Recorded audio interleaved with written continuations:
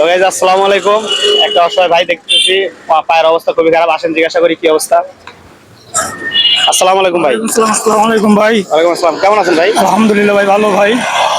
আপনি দেখতেছি আপনার পায়ের সমস্যা, কি অবস্থা আপনার পায়ের? ভাই আমি বেশি সুবিধা না ভাই, আমার মেরে ধরে গাড়ি নেওয়া হয়েছে কলাবাগান থেকে ভোর 5টার দিকে। আজকে 2 মাস ধরে আমি খুব অসহায় আছি ভাই। 2 মাস হলো আপনার এই অবস্থা? হ্যাঁ জি, আমার 2 মাস ধরে এই প্লাস্টার করে দেখেন আমার পা ভেঙে ফেলেছে পিঠে।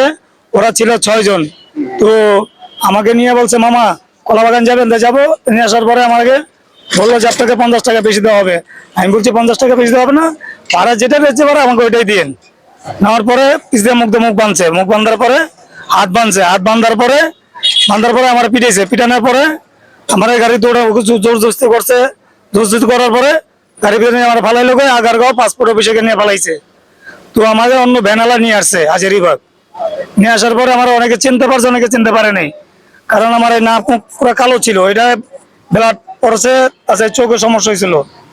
এই হাতে পারি না, আমার কোনো শক্তি পাই না। হাত দেওয়ানো শক্তির তেমনটা বেশি পাই না। আর পাও এখনো পুরোটা ঠিক হয় নাই। এখন আপনার ওষুধ খেতে কত টাকা করে লাগে?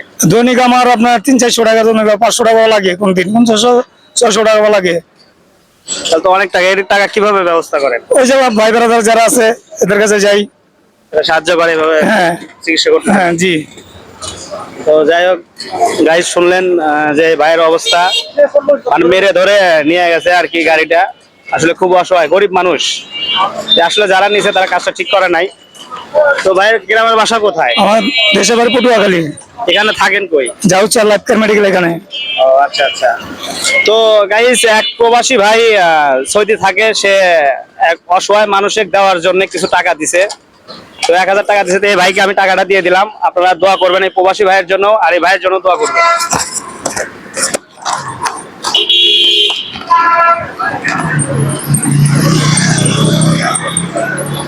ভাই, ওই প্রবাসী ভাইয়ের জন্য আপনি কিছু বলেন।